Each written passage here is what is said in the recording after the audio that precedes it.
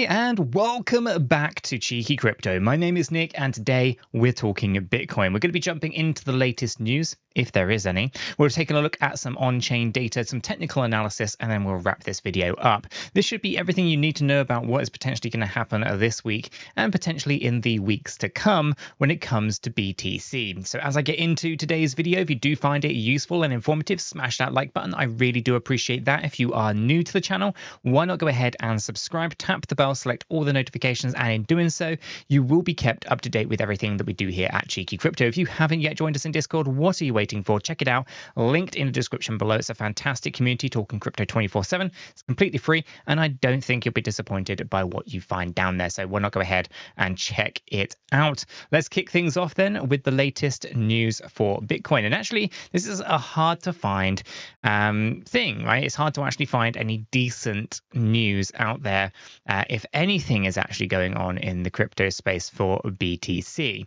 And so obviously the daily hodl here, we can go through and scroll through some of this stuff. It's interesting, but essentially it's just regurgitated stuff that's already out there. So you have the occasional things that you might find with wallet withdrawals on altcoins, for example, or stuff that 𝗕𝗘𝗪𝗪 is saying, or you just got people who are talking about their price predictions and stuff like that. There isn't anything kind of notable within the news most recently, specifically to BTC, that I can find. We see a lot of this stuff's already kind of, we know about it, it's old news and all that kind of stuff. But obviously this week is going to be a volatile week. And if we jump on over into membership.cheekycrypto.io's website, we do have an events calendar here. And if we go into the events calendar, this is going to load up everything that is going on at the moment. So if we just scroll down a little bit here, we can see where we currently sit. And we are looking at a pretty hefty series of events that are going to be unfolding this week, right? So at the point of recording this video, it is the 18th of September. So tomorrow, when this video actually goes live, we can see that we have a few things going on, right? Such as the inflation rate in the euro area, the inflation rate in Canada. And then we have on Wednesday the UK inflation rate, we have the Canada BOC summary, then we have the Fed interest rate decision over in the USA, the FMOC projections over in the USA, and then a Fed press conference over in US. So we already know that we're going to be seeing a very volatile week. Then that's followed up by the UK public sector net borrowing in August. So that will happen on the 21st, and followed by the Bank of England's interest rate decision on Thursday as well. So we already know we're going to be expecting a lot of volatility when it comes to the price action of BTC, just based on the Fed interest rate decision, the FMOC, the Bank of England's rate decisions, and so forth. So we know that there's going to be a volatile week. We see the calm before the storm. We'll jump into the technical analysis in a moment. What we will do, though, is we'll move on over into the data section of today's video, which we have a data zone on here for members. We've actually upgraded this. We had these split out, one for Bitcoin, one for XRP, one for Cardano, and so forth. We've now got a data portal. And if I load that up, it looks like this. This new data portal is more inclusive of multiple chains, right? So let's just say Cheeky Crypto went multi-chain. That's probably a nice way of kind of articulating it. So here we have the drop-down menu where we can choose the various different chains that we've currently got in here. And I'm going to be looking to add one chain every single week, or one token every single week going forward for a bit. So we can see we're on Bitcoin here, just a bit of a overview stats here. All-time high at $69,000 that happened on the 10th of November 2021. We can see the supply. We can see that we're down 61.67%, and all that. And we have the price action down here as well. Now, I'm not too fussed and too concerned about the overview here. This is general stuff. Network analysis is quite interesting as well. Shows us the circulating supply, the total, the maximum supply. We also see the market cap, the realized market cap.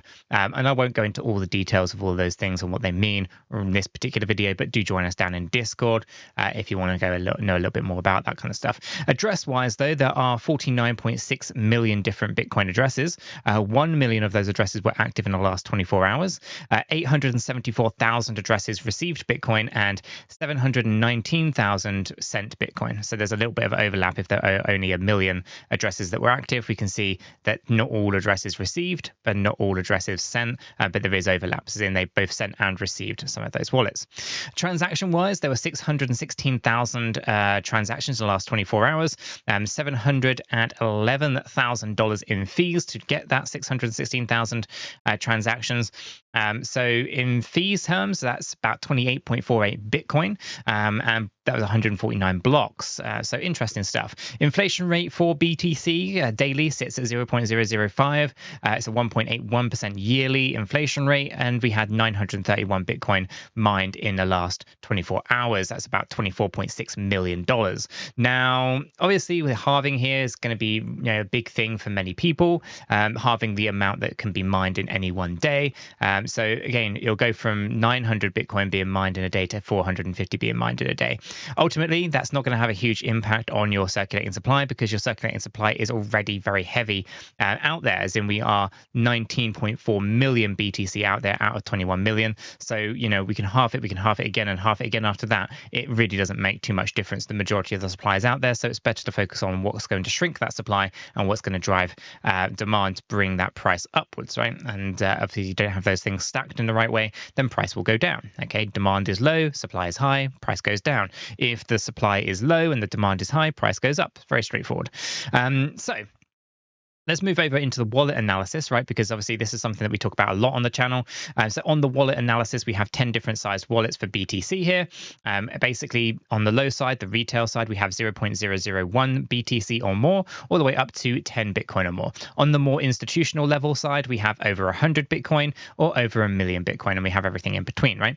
And so on here, the 1,000 BTC or more, this is typically a whale. A whale would be classified as someone who has over 1,000 Bitcoin. And there are 2,010 wallets that have over 1,000 Bitcoin, right? And it's quite an important thing to note. So as we kind of take a look down the stats, they're all negative across the entire year period here. 365 days ago, they were negative 6.25%. And you can see here it's been very flat ever since, right? So not a lot going on in terms of the whales. From the 10,000 BTC or more, these are your institutional level players. You can see here, again, very, very flat. They did actually accumulate over the last 365 days by 10.31%. But in the last 180 days, they're down 6.96%. Last 90 days, 5.31%. So you can see that they used the price as exit liquidity as they had this sharp turn to the downside here. Okay, and again, we can zoom in on this using our little toggle here. So we're going to go grab this and just move it over to 2021. And here you can see that they were accumulating during 2022 and they started their downward move here, as in they're starting to take liquidity out of the market and have been doing so since the start of 2023. Now, that's obviously just Bitcoin, the number of Bitcoin in a wallet. And we can obviously now have this at dollar level as well. So we can take a look at wallets that have over $1, over $100, over $1,000, over $10,000, $100,000, $1 million, $10 million. And so we can see different wallet counts inside of these as well. And what we can see here is, again, real good levels of potential price manipulation at that larger level. So balances that have over $10 million in BTC, there are 5,269 addresses that have over 10 million Bitcoin in them.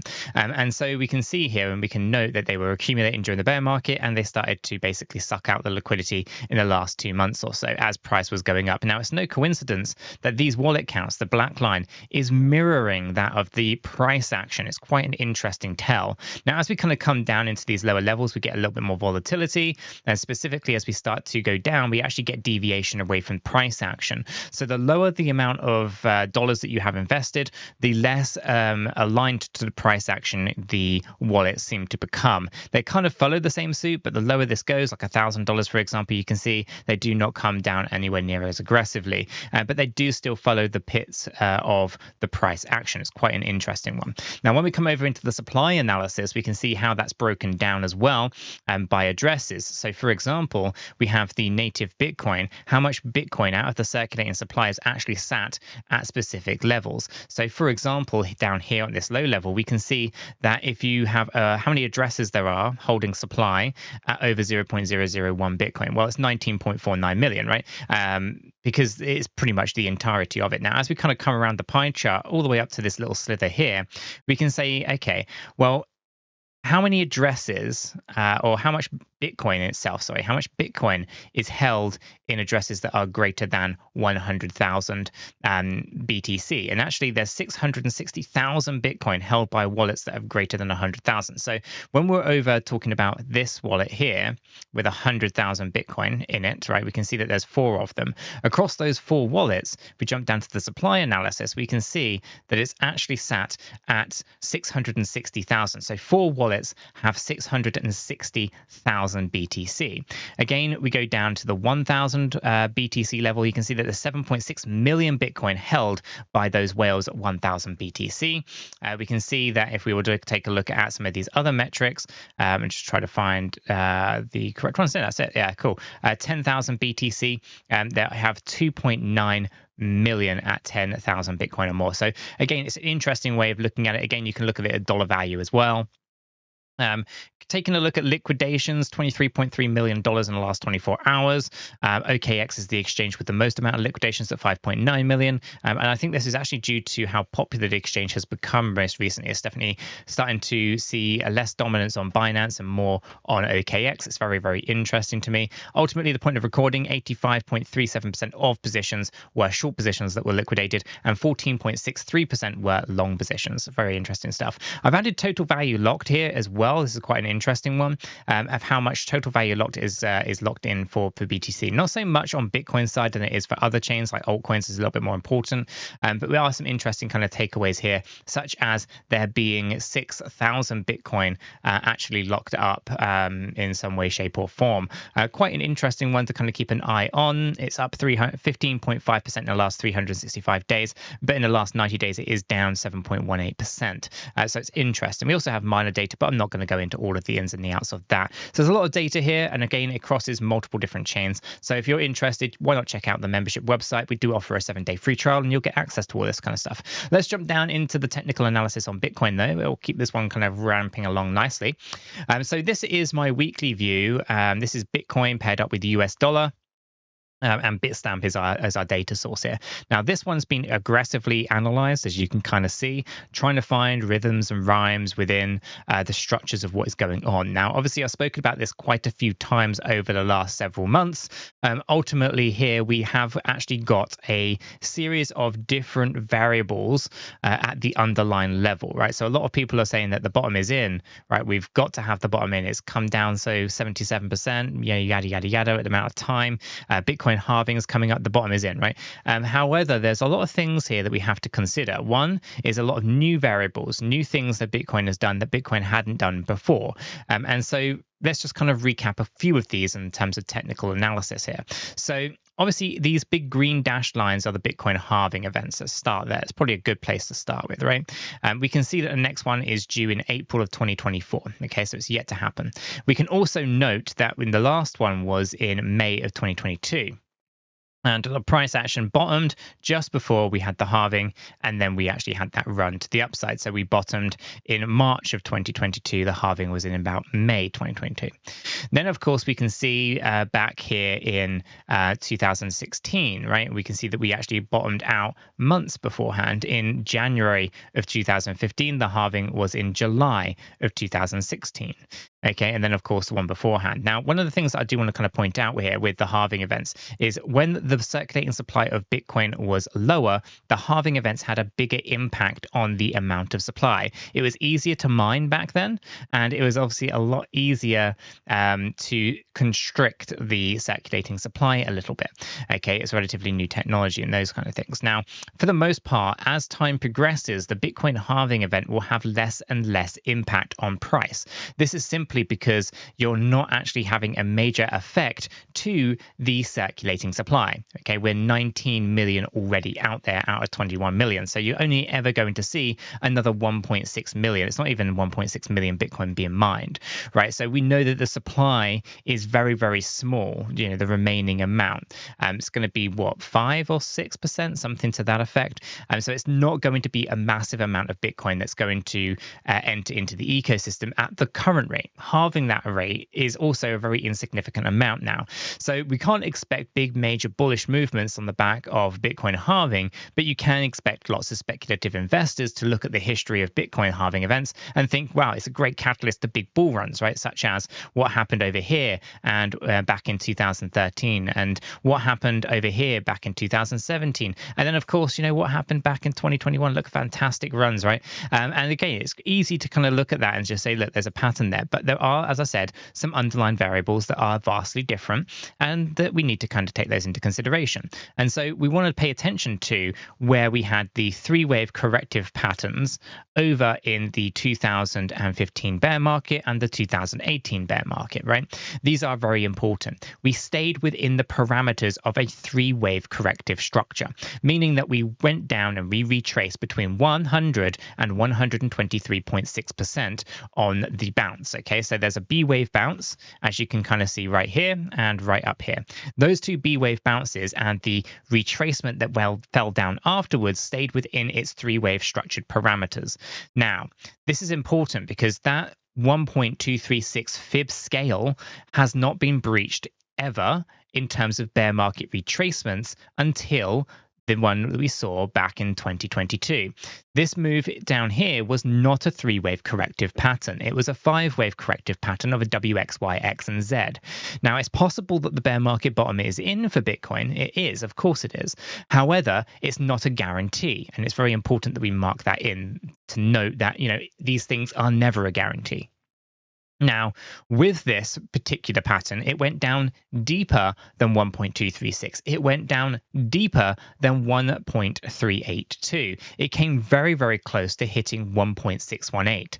Now, it narrowly avoided that, but I suspect that a WXYXZ like this, and the way that we're up in this area of resistance that was previously support, we could potentially see a downturn in price for Bitcoin that could take us down into a new bear market low point. There are some key takeaways that I talk about quite recently and obviously quite frequently on the YouTube channel, specifically around $20,000. Bitcoin does need to go down towards that $20,000, fill out the CME gap that's there, but how it reacts to that is where I think things could potentially get quite rocky, and we might see further downside in the price action of BTC. If we can hold $20,000 as a key support, then I think we are done with the lows. But again, we don't know until we get down to those points. I do suspect $20,000 Bitcoin is something that we are likely to see. So for the most part, we obviously see very poor performing bull runs because you're not going to become a crypto millionaire by investing in Bitcoin anymore. But ultimately, I still think there's going to be some gains to be had here, but they just are going to be lower than what I think most people might expect. They might think that they can throw $1,000 at Bitcoin and become a crypto millionaire. That simply is not going to be the case anymore. However, I do think there's going to be some good gains. A nice 10x, I think, only is possible if price comes down more towards $10,000. I think there is an upper limit where the thing could potentially go in the next bullish market before having a nice healthy correction to the downside. Let me know what your thoughts are in the comments below though, guys. I'm going to wrap this video up right there. If you have found it useful and informative, smash the like button. If you're new to the channel, then why not go ahead and subscribe, tap the bell, select all the notifications, and in doing so, you will be kept up to date with everything that we do here at Cheeky Crypto. Until the next one though, guys, have a fantastic day.